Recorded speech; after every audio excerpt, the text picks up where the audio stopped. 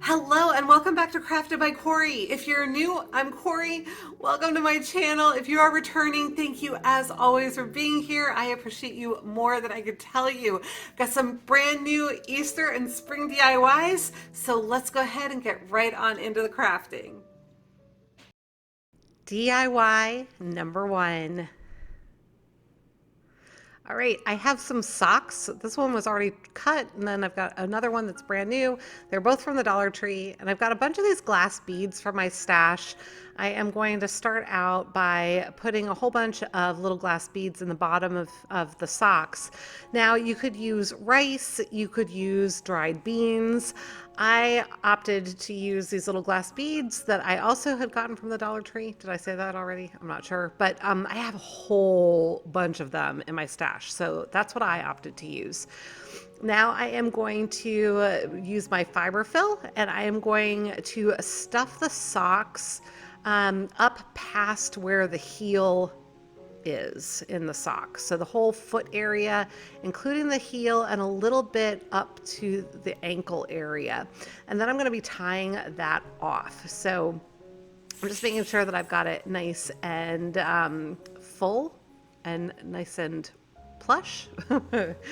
But I guess before I tied off the top, I decided I was going to tie off the neck area. So about 2/3 of the way up, I would say, I went ahead and tied around with some, this is just twine that I'm using. You could use jute cord, you could use string, whatever you opt to use, but I am using twine, and tied off the top as well. I left as much at the top as I could. I'm cutting it right down the middle, and I'm going to kind of trim it to come up to like a point at the tip because I'm making little bunny ears. How cute is that already? I love these little bunnies that I made. Now, in my humble opinion, this first one actually ended up looking more like a dog to me than a bunny. They're both supposed to be bunnies, but I don't know. You'll have to let me know at the end what you think. But I trimmed off the excess twine, and then I did the same thing with the other bunny. Now because this sock was a little bit taller, because I had used the top part of the other sock in a different project, I had a little bit longer ears, and I think that helped make this one look more like a bunny. I don't know, the shape of it was just a little bit more bunny-esque, I suppose you could say. So once I had that done, I pulled out my little needle. I think this is actually called a doll needle. I'm not sure, but I'm using embroidery floss that I threaded through my long needle, and I am going to use this to create a nose and some eyes.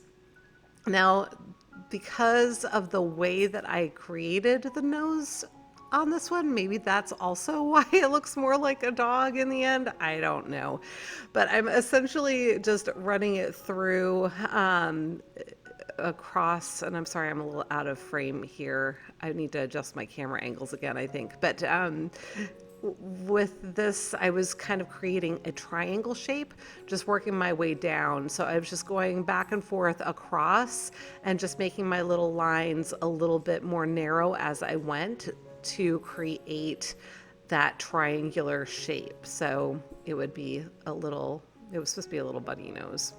I don't know. Like I said, you'll have to let me know what you think when you see it.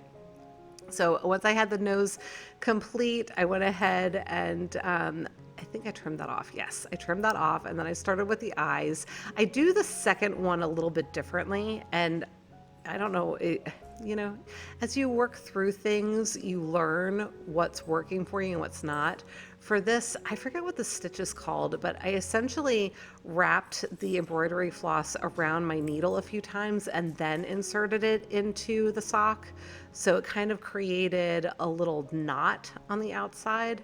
I know that there's a name for the stitch, and I just don't remember what that's called, but I was essentially just making little eyes. I wanted it to be relatively round, but I wanted it to be sufficiently large. So you can see here I twisted it around the needle a few times, pulled it tight, and then ran the needle through so that it kind of created that knot. And then I just continued to work on it so that it was as wide as the knot on the other side. But when I did the second one, I started actually from the back of the head and ran the thread through that way so that I would be able to leave a longer tail inside the rabbit. I don't know why I didn't think of it with the first one, because I was trying to figure out how to anchor my embroidery floss with the first one. But anyway, look at this sweet little face. I'm just trimming up the ears a little bit more. And then I'm going to do the same thing with the other one. Well, not exactly the same thing. I did, see, I'm coming in through the back. I opted to do a different style eye and a different style nose on this one. So for this one, I'm just going to make an X for the eyes, and I'm going to continue through with the same strand of floss. Like, I'm not trimming it off in between. So like with the first one, I trimmed it every time. With this one, I'm making sure I come back up through the little face where I need to start again. Does that make sense?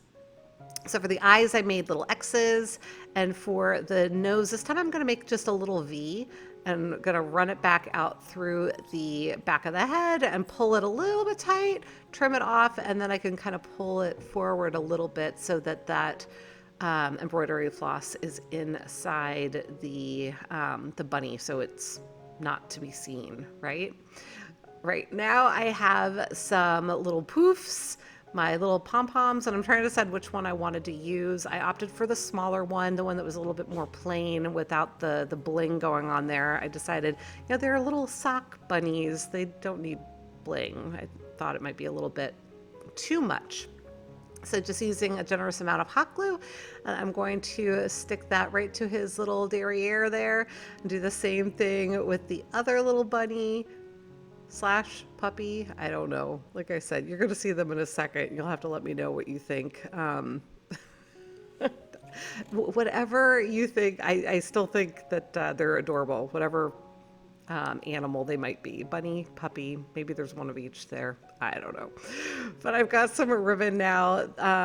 This one is from the Dollar Tree. It's just a really pretty kind of dusty rose color. I'm going to be tying a little bow around the bunny's neck. And then the other ribbon I've had in my stash for quite some time. I'm honestly not sure where I got it from. Neither of these are wired ribbons. These are just plain ribbons. I had considered using a wired ribbon, and then I opted not to. And these are, I think they're either 1/2 inch or 3/4 inch widths. The ribbons that I tend to use with a lot of my projects, I just thought that they were going to be a little too wide. And these did the job and were perfect for the look that I was kind of going for here. So tying this around the other little bunny / puppy, and just regular tie your shoes kind of bows. Nothing fancy here. I'm just tying little bows and just kind of massaging it a little bit to get it to the size and shape that I want, and trimming off the ends. And I trimmed them at an angle. You could certainly dovetail them. I opted to do them at an angle, but let me know what you think of these.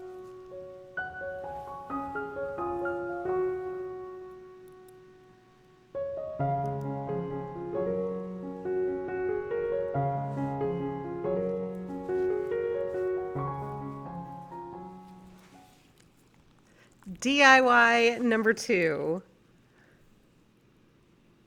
Okay, this is a balloon, and I am just gonna blow it up. Just gonna blow it up until I get it to the size that I want it. Tie a knot off in it, and then I'm gonna be grabbing some paper towel, as well as I've got just a little round vase, I guess is what you would call it, that I've set the balloon down in just so that it stays still. And then I'm also going to be grabbing my Mod Podge. So I've just got a glass bowl here from the Dollar Tree. I'm just using this temporarily. It's not part of the craft. I will clean it out later for future use. But I'm just adding some water to some Mod Podge. I'm stirring it up really well. It's kind of the consistency of milk. And this is what I'm going to be using with my paper towels to kind of get them stiffened up. And I'm going to be applying them to the balloon. I saw something online. I'm always Googling stuff, you guys, trying to look for ideas. And I don't know if paper towel is what people normally use for this. It might be, is it plaster of Paris? Or, oh, there's another type of material. It's more like a fabric, but it's got, I forget what it's called. I used it a long, long time in grade school in art class, but I'm sure that you guys know what I'm talking about. Leave me a comment. Let me know what it is that I'm trying to remember. But essentially, I'm making my own with the paper towel. I wasn't sure how it was going to turn out, but actually, it worked really well, surprisingly well. I didn't have a lot of paper towel left on my roll here, so I just worked with what I had. If I had had more to work with, it probably would have turned out even better and more solid, I would say. But this actually worked out perfectly well for my purpose. I was concerned that the amount of Mod Podge solution I had, I wasn't sure if it was going to be sufficient. So I'm taking more Mod Podge now and I am giving it a liberal coat all over the surface of my creation here. Now I took the paper towels down maybe 3/4 of the way down the balloon, so you can kind of see there.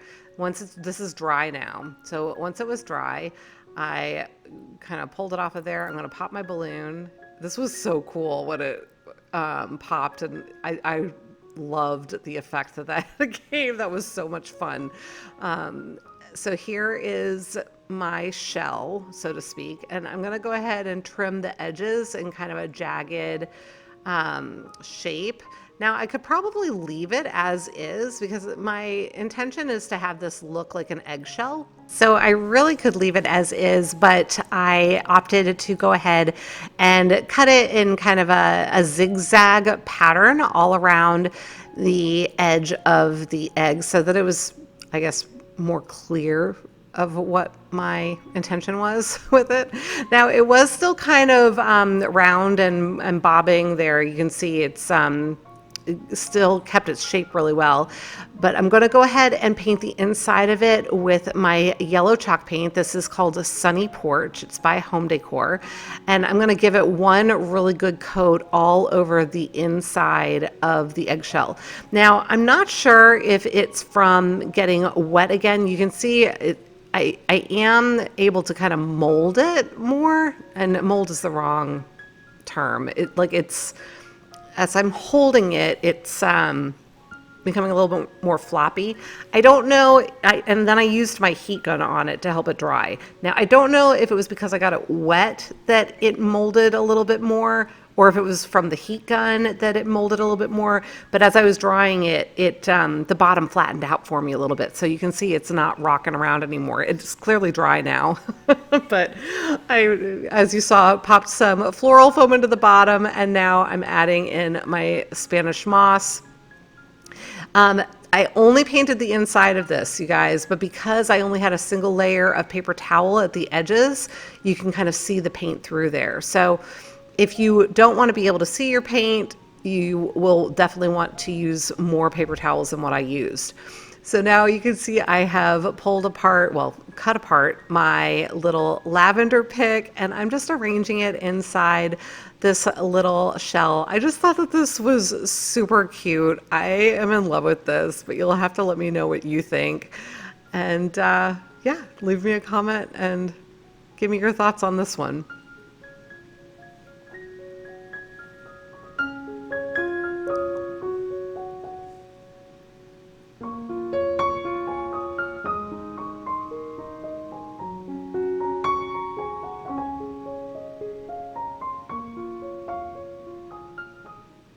DIY number 3. All right, I pulled out Canva, pulled it up on my phone, I should say, and I am going to look for flowers in here. I want to do something with water slides. I haven't done anything with water slides in quite some time, so I am just going to come in here and search. I'm looking for anything flowers. I had done, I think I set this up as a flyer, but it doesn't really matter which surface or background, I guess, you want to use. I was just trying to find something that was going to give me like an 8.5 by 11 type size. It ended up being more like needing to be on A4 because that's the size of my water slide paper, but this worked. So I went through and I looked for the types of flowers that I wanted, and I applied them and sized them to fit as many of them on my sheet as I could. I pulled, as you can see, little bunches of flowers, but then also single flowers. And once I had as many as I could fit on my page, I went ahead and downloaded it, and then I printed it out on my inkjet printer. So here it is, all printed out. And then I'm going to take my matte acrylic spray, and 3 coats are needed. And you wait 10 minutes in between each coat. So while that was off drying, I went ahead and grabbed out some of my Easter eggs. These, I think, are from the Dollar Tree. They look like they were from the Dollar Tree. I've had them in my stash for a while. I'm determined to use my stash, you guys. So this is my Adirondack white chalk paint, and I'm going to give each of these a coat of paint. Now these little eggs have holes already in them. I'm not really sure why. Maybe it's to help the air kind of dissipate when you close them and open them. I don't know, but I'm using those to my advantage. You can see I just kind of stuck a little skewer inside one of the holes so that I can hold the egg without holding the egg, if that makes sense. So the first coat, I used my brush. Once I had everything covered, I grabbed out a cosmetic sponge, and I am using the sponge to dab on the paint for the second coat. Now, this did a couple of things. First, it helped with additional coverage, and it helped me to apply the paint in a way that it was going to really cover up the color that was still bleeding through. But it also provided the ability to give a little bit of texture. So if you think about an egg, it's not a super completely smooth surface, right? It's got kind of a little bit of a texture to it. And so I thought, what a great way to be able to achieve that same kind of texture. And it worked really well. So once they were all dry, clearly you can see I'm using my floral foam to hold all of my little skewers there. So once they were dry, I am ready to apply my water slide decals. So I'm going to cut out these little, I'm calling them bunches, sprays? No, I don't know. Anyway, whatever you would call these little narrow but wide little flower things. I don't know. I thought that they would look nice on the eggs. I wanted something different to decorate Easter eggs. So I'm going ahead and soaking them with this water slide paper. This is by Hippo. I think I have it in my Amazon store if you want to check that out. But essentially, you soak it for 30 to 60 seconds, and then you can go ahead and apply it, and it slides right off the paper onto your surface with water, which is why they call it water slide decals. But it's really cool because you can really print anything that you want. I think I had applied my clear coat a little too thickly because I was having a little bit of a challenge getting some of these to want to come off, and they felt thicker than I remembered my water slides being in the past. So I think I just was a little excessive with my acrylic spray. So 3 thin coats, 10-minute wait time in between, and you should be good. So I decided that I was going to apply one of the larger flowers on here because with the smaller, the ones that I did at first, I thought that they would look great, but then I felt like it wasn't enough on the eggs. So anyway, I did that for 4 of the eggs, and then the other 2, I decided I wanted to have a little bit of differentiation. So I opted to cover them with jute cord. I'm just using some hot glue and wrapping the cord. Once I got it started, I was able to just continue wrapping it for the most part without a lot of glue. But I did use it here and there, especially when it started getting narrow again. Once it starts getting narrow again, you really have to use the glue, because otherwise your jute cord is going to want to slide down the narrow part of the egg. So just got that all wrapped and wrapped and wrapped. I did the same thing with the second one, and when I get to the end, just continue to wrap it in that circular motion, and then I'll trim off the end and tuck that end down into the little hole that's left in the very center. So trimming that off, tuck that into the hot glue that I had on there, and that's it. Let me know what you think of these.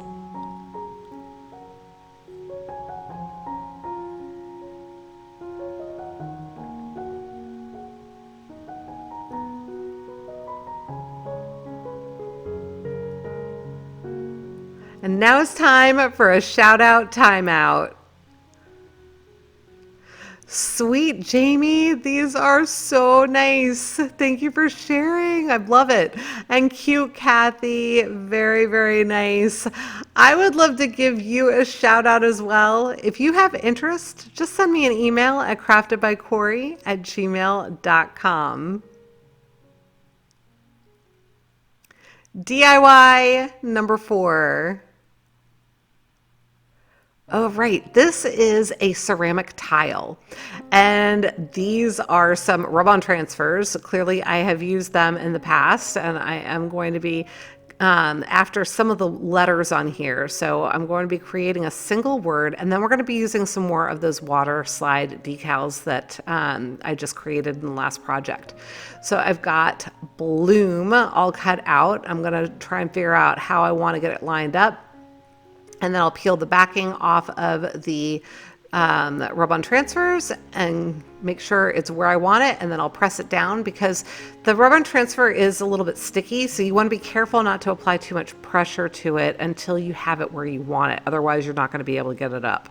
So now I'm using my burnishing tool to rub this onto my tile. You can use your fingernail. You can use a pen or something. In fact, when I was a kid, I used to use a pen, and I would scribble all over it, and that was how I knew that I'd gotten all the surface, because it would be all covered in pen. I don't know. I haven't done that in a long time, but I bet it would still work that way. So now I'm going to go ahead and cut out my water slide decals. As I mentioned before, I was having a little bit of a struggle with these because I think I did put that clear coat on a little too thick, but ultimately I think they turned out really cute. And I'm sorry if you can hear my pup running around. His little chain is rattling. Sammy is here hanging out with me. But anyway, once I had them set and they were dry, I went ahead and added a little bit of Mod Podge to the surface. I was trying not to rub on them too much because I was afraid of damaging them. So once that was dry, I knew I was going to need to add another coat just to kind of even out the surface.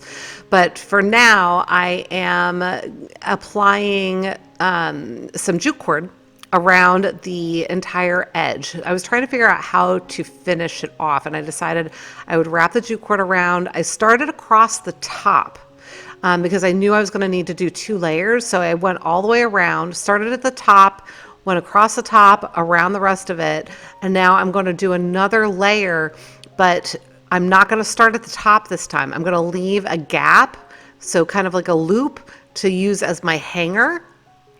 And then I'm going to continue wrapping with the hot glue around the surface, and I will end by going across the top.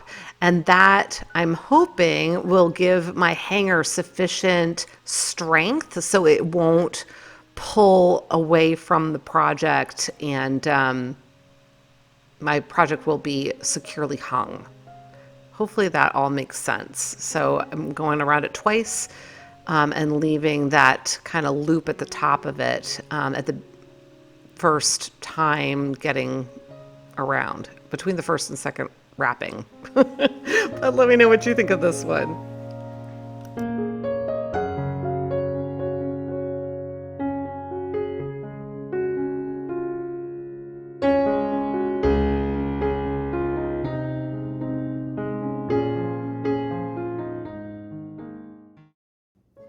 Okay, everybody, that's it for today. If you enjoyed the project, remember to give me a big thumbs up, leave me a comment, let me know which one was your favorite.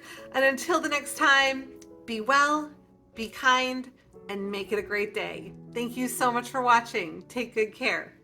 Bye.